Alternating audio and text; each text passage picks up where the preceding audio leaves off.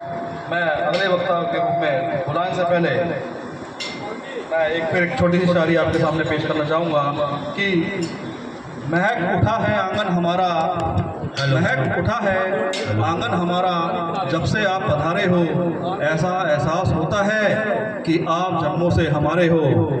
मैं बुलाना चाहूँगा तालियों के साथ हमारे मान्यवर Ajit Gautam ji, veteran social activist. Hello hello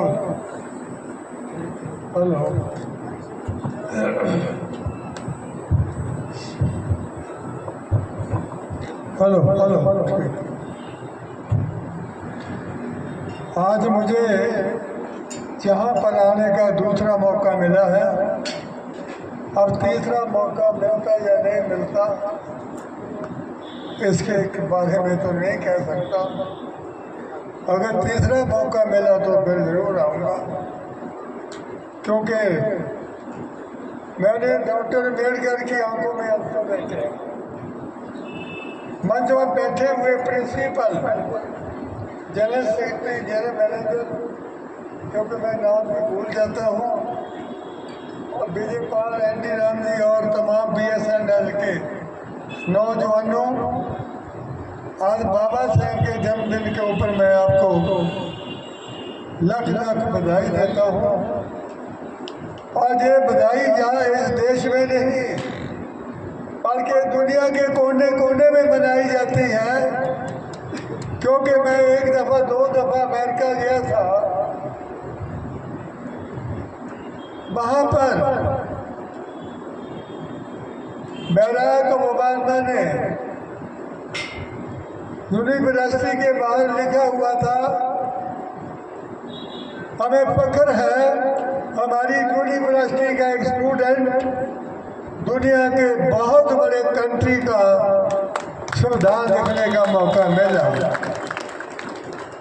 और उसी वक्त डॉक्टर अम्बेडकर ने कहा था, ऐ देश को अपने आप को ऊंचा कहने वाले, अरे चंद लोग ऊंचा कहने वाले करोड़ों लोगों का शोषण करते हो।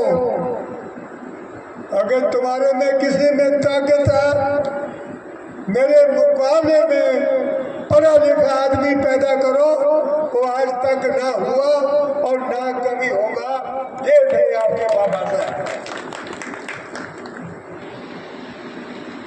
बाबा साहब का संकल्प, जो बाबा साहब की बच्चियां बैठी हैं, पता हो या ना पता हो, आज मैं बताने के लिए आया हूँ।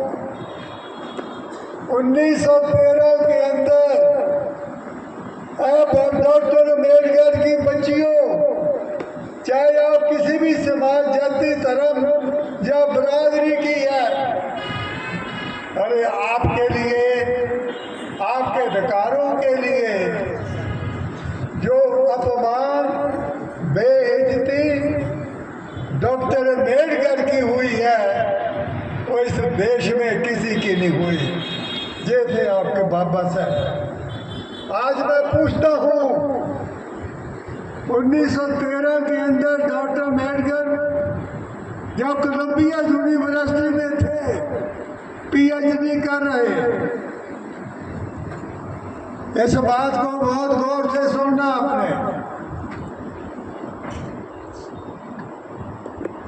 जब वो PhD कर रहे थे, जब उन्होंने वहाँ पर लड़कियों का कंपैरिजन इस देश के लड़कियों से किया, बराबर एजुकेशन, बराबर तनख्वाह, मान सम्मान, इज्जत, हर तरह से लड़कियों की इज्जत वहाँ बहुत थी। जब उसने इसका कंपैरिजन हमारे देश की लड़कियों से किया, on the very day he decided कि मैं देश में जाकर दो ही वर्गों को मजबूत और ताकतवर बनाऊंगा जो 4000 साल से गुलामी की जंजीरों में है। बाबा साहब इंडिया आए, वायसराय की काउंसिल के अंदर वो लेबर मिनिस्टर बने। इस देश के रहने वाले किसी नेता को चाहे वो कितना ही बड़ा हो, लेकिन वायसराय की काउंसिल के अंदर किसी को जगह नहीं मिली सिवाय बाबा साहब के। बाबा साहब लेबर मिनिस्टर बनते ही 1942 के अंदर 8 घंटे की ड्यूटी की, जो आज तक चालू है। उसके बाद उन्होंने चाइल्ड लेबर बंद की, और उसके बाद जो मैटरनिटी लीव है ये बाबा साहब की ही देन है, किसी और की नहीं है। आज मैं दूसरी बात, जब इंटर्म गवर्नमेंट के अंदर डॉक्टर अम्बेडकर लॉ मिनिस्टर बने, लॉ मिनिस्टर बनते ही लड़कियों, आपके लिए जितना अपमान बाबा साहब का हुआ उतना अपमान इस देश के अंदर किसी का नहीं हुआ। क्या बाबा साहब ने ही लड़कियों के लिए इतना अपमान क्यों सहन किया? क्या बाकी लोग नहीं जानते थे? हमारे घरों में भी लड़कियों ने जन्म लिया। क्या वो लड़कियां नहीं थी? बाबा साहब ने ये संकल्प क्यों लिया?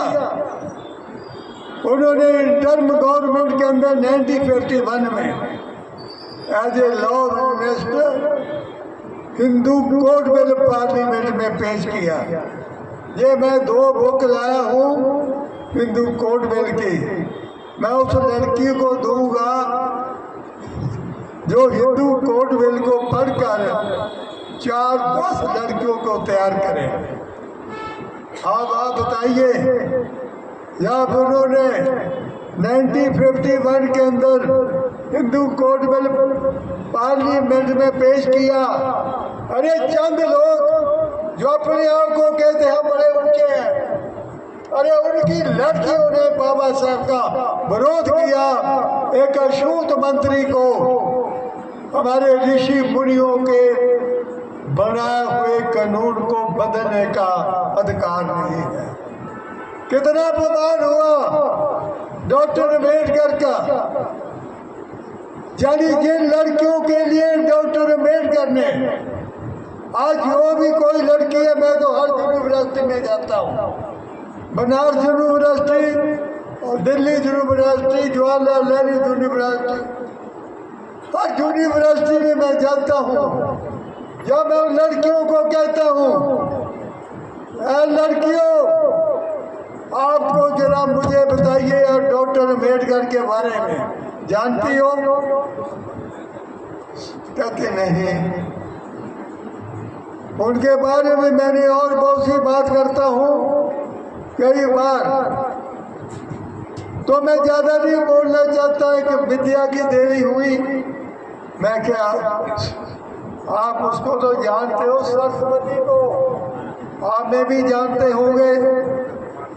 जरा बताना मुझे, सरस्वती की माँ का नाम क्या था, बाप का नाम क्या था, उसकी डेट ऑफ बर्थ क्या थी, डेट ऑफ डेथ क्या थी, और कौन कौन सी यूनिवर्सिटी से उसने डिग्रियां ली और कहाँ तक डिग्रियां ली? जरा बताइए। कोई नहीं बता सका। ये बदकिस्मती है इस देश की कि जिन्होंने डॉक्टर अम्बेडकर को किसी समाज तक उन्होंने रखा, किसी समाज तक सीमित रखा, जबकि हम कहते हैं जय भीम जय भारत। अरे डॉक्टर अम्बेडकर सबके नेता थे, किसी जाते भेद के नहीं थे। तो जब मैं उनसे पूछ रहा था, वो लड़की मुझे कहती हैं, सर हमारे को हमारे माँ बाप ने ये बताया तक नहीं है कि तुम्हारा पैगंबर जो है वो डॉक्टर अम्बेडकर है। कितनी बुरी बात है ये। अरे दुनिया का सबसे बड़ा नेता जिसने 130 साल पहले अकेले अपने दम पर इस देश की व्यवस्था का मुकाबला किया, ये जितने आपके साथी बैठे हैं ये कम नहीं है, बहुत है। अगर आप सारे के सारे अम्बेडकरवादी बन गए और आप दुनिया के अंदर तो बाल ला पाओगे, को रोकने वाला नहीं आप लोगों को अम्बेडकरवादी बनना आपको है। तो आज मैं आपको खासकर इन लड़कियों को कहने के लिए आया हूँ, डॉक्टर अम्बेडकर ने आपको प्रॉपर्टी में अधिकार, वोट का अधिकार, डाइवोर्स का अधिकार, बच्चा गोद लेने का अधिकार, IAS IPS डॉक्टर बनने के अधिकार और काउंसलर से लेकर राष्ट्रपति तक बनने के अधिकार, इन अधिकारों के लिए भारतीय लड़की नारी डॉक्टर अम्बेडकर की हमेशा करजाई होगी, चाहे वो किसी भी जाति या धर्म बरादरी की है। अब मैं आपके सामने एक बात और 2 मिनट दूंगा, ज्यादा नहीं। अगर आप लोग डॉक्टर अम्बेडकर के संघर्ष को नहीं जानते, जैसा मैंने बताया 1913 से लेकर 1954 तक डॉक्टर अम्बेडकर का संघर्ष चला। अरे डॉक्टर अम्बेडकर ने कभी आराम नहीं किया। इतने खूबसूरत बाबा ने, इतने खूबसूरत बाबा ने इस देश में जितने भी नकली बाबे थे, इनके कानून के तहत वो सारे नकली बाबे जेलों में बंद हैं। वो जेलों में बंद हैं। कहो तो नाम ले दूं, नाम तो आप भी जानते हैं, बाहर नहीं है। इस खूबसूरत बाबा के, अरे इनका करैक्टर, इनकी लियाकत, आप उसके बारे में जिस दिन जान लिया। मुझे कई लोग कहते हैं तुम्हारी उम्र 86 साल है, तुम्हारी सेहत का क्या कारण है। मैंने कहा मेरे एक तरफ तो बाबा साहब है, दूसरी तरफ साहब कांसी राम है, और मेरे फ्रंट में देश का कॉन्स्टिट्यूशन है। दुनिया की कोई मराठी की बात की जगह मेरे अंदर नहीं है।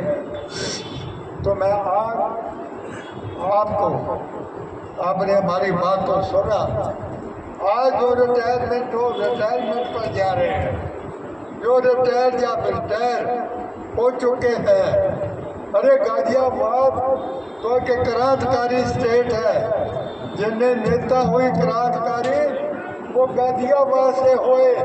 मैं बीपी मौर्य के साथ 1972 तक रहा था,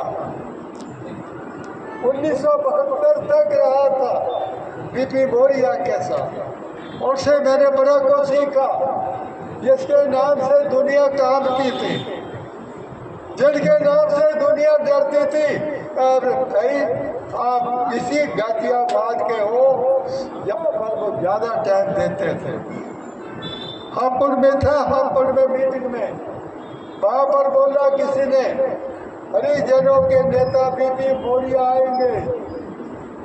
कहने की देर से बीपी मौर्य मेरे सामने स्टेज पर आए। उसको बोला तेरा बाप हरिजन, तेरी माँ हरिजन, तेरा वो हरिजन, तूने कैसे कहा हरिजन। ये था बीपी मौर्य, गाजियाबाद के रहने वालों। अरे आपके अंदर तो क्रांतिकारी सोच है, आपको दुनिया की कोई ताकत पीछे नहीं जाती। मैं तो पंजाब का हूँ, मैं पंजाब का होकर अरे बीपी मौर्य की हर बात को मेरे अंदर है। अब आप बताओ कितना मुश्किल था। मुझे पता है, मुझे जाना है, जल्दी है। कॉन्स्टिट्यूशन असेंबली में डॉक्टर अम्बेडकर का जाना कितना मुश्किल था। बाबा साहब कॉन्स्टिट्यूशन असेंबली में कहते गए, जबकि बोल दिया था जहां से अपनी ऊंची जाति कहने वालों ने। हम देखते हैं डॉक्टर अम्बेडकर कॉन्स्टिट्यूशन असेंबली में कैसे पहुंचते हैं, लेकिन डॉक्टर अम्बेडकर जोगिंदर नाथ मंडल जय शोरगुल्ला से उन्होंने मिलकर डॉक्टर अम्बेडकर को कॉन्स्टिट्यूशन असेंबली में भेजा। षड्यंत्र के तहत वो एरिया पाकिस्तान को दे दिया, लेकिन डॉक्टर अम्बेडकर उन्होंने अंग्रेजों से फिर कहा, तो फिर आखिर में पूना से डॉक्टर अम्बेडकर को जय करके इस्तीफा दिलवा कर डॉक्टर अम्बेडकर को असेंबली में पहुंचे। और उसके बाद डॉक्टर अम्बेडकर ने उस ड्राफ्टिंग कमेटी के चेयरमैन बन के 26 नवंबर 1949 को कॉन्स्टिट्यूशन तैयार हुआ और 26 जनवरी 1950 को कॉन्स्टिट्यूशन लग गया। अब एक बात और कहूँगा, 1952 के पहली इलेक्शन के अंदर अरे बाबा साहब को हरा दिया। मैं अमित शाह को लॉ मिनिस्टर को बोल कर आया था, 1952 में डॉक्टर अम्बेडकर को हरा दिया। जिस पार्लियामेंट के अंदर डॉक्टर अम्बेडकर के लिखे हुए संविधान की शब्द लेते हैं, अरे उसमें जाने नहीं दिया। उसके बाद 1.5 साल बाद 1954 में डॉक्टर अम्बेडकर को भंडारा की भाई इलेक्शन में भी हरा दिया। उस वक्त बाबा साहब पर क्या गुजरी होगी, अरे मैंने तो देखा है बाबा साहब पर क्या गुजरी होगी। आज लोग आते मेरे पास कि हमें क्या मिला, मैंने कहा तूने बाबा साहब को क्या दिया, मुझे बताओ बाबा साहब को क्या दिया। अरे आपको बाबा साहब ने क्या नहीं दिया। तो इसलिए आप लोगों से मैं अपील करने के लिए आया, आप एक नहीं, आप हजारों लाखों की तादाद में अम्बेडकर वादी को, जब बाबा साहब ने 130 साल पहले अकेले अपने दम पर सारे देश को रगड़ दिया, आप कितने हो, अरे कोई गिनती नहीं आपकी, बशर्ते आप अम्बेडकर वादी बने। और मैं ज़्यादा टाइम आपका नहीं लूँगा, टाइम ज़्यादा हो गया। मेरी तरफ से आपको और खासकर लड़कियों को मैं शुभकामनाएं देता हूँ कि वो बाबा साहब के हिंदू कोड बिल को, बाबा साहब की परेशानियों को जरूर याद रखकर उनकी पूजा करें। पूजा का मतलब होता पूरी जानकारी, पूजा का मतलब है पूरी जानकारी। तो हिंदू कोड बिल की आपको पूरी जानकारी हो गई है, इसलिए आप हिंदू कोड बिल को पढ़कर बाबा साहब के अधूरे काम को पूरा करें। जय भीम, जय भारत।